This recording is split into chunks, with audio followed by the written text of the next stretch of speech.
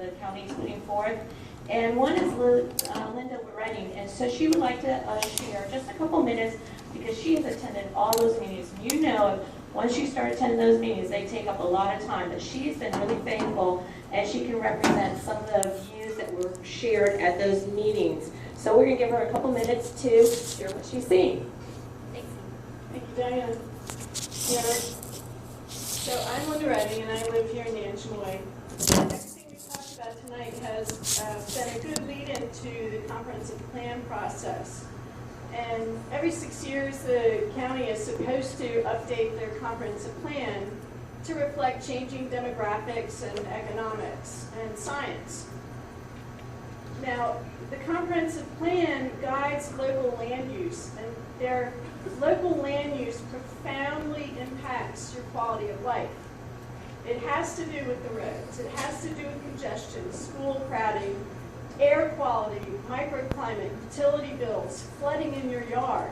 So I will echo Peter's comments to participate in that process. And the process had gone very well at first. In fact, we have all the data from all the charrettes that we attended in the past.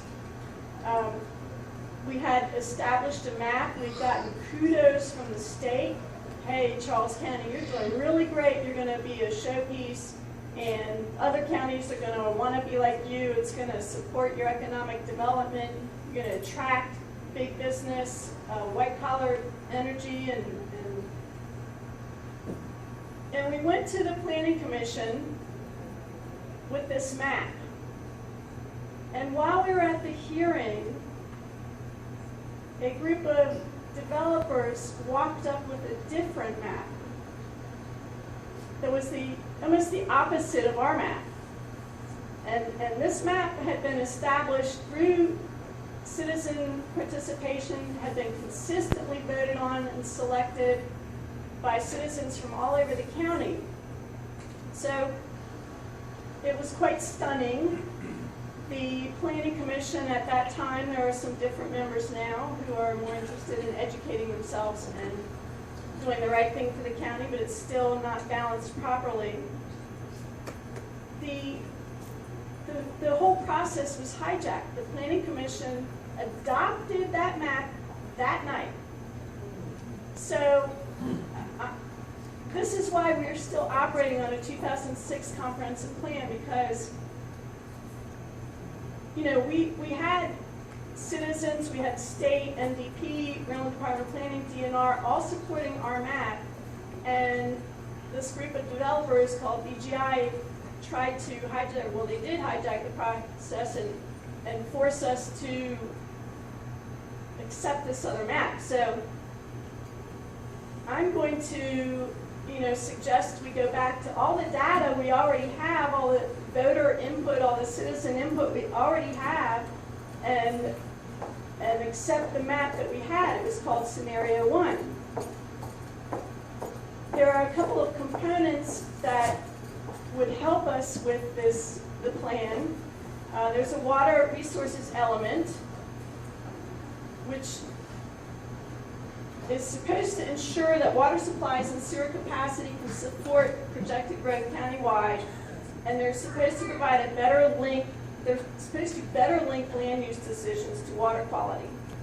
Unfortunately, the water resource element that should drive our plan and provide structure was developed from county proposals and developer proposals. So there was a lot of opposition to this inadequate water resources element, and the Planning Commission just decided to shelf it. So we don't even, it's not even really an active part of our plan now.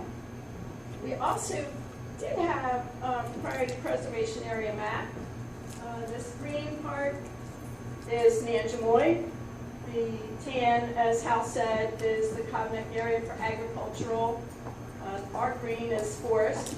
And then there's the dark green for the Zakiah Swamp Legacy area, which, by the way, Nanjemoy and Mattawoman should have their own legacy area, because, and you hear me talk a lot about Mattawoman, but it's because I know that once Mattawoman falls, the next thing to be on the chopping block will be Nanjemoy. So we need to combine forces, protect our whole rural legacy area, and go back to the plan that we had adopted. Now, for some reason, oddly enough, the Farm Bureau seemed to be opposed to the priority preservation areas, even though one would think that preserving farmland would actually preserve farming. So I'm going to encourage you. We had a priority preservation area. We had eliminated the 1990 development district that's 30% larger than DC. We had returned Grimes Road to a mixed-use village center, and that helps to protect the base. We had reduced density to all the stream valleys.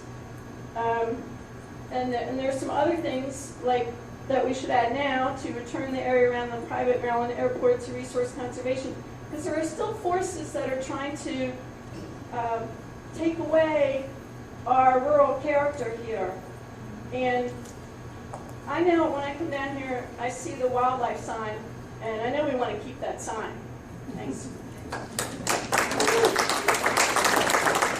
Thanks, Lynette. It takes an extreme amount of dedication to attend all those meetings, and we appreciate that people are so interested in this area to find out what's going on, and we encourage other people to do that also. All right.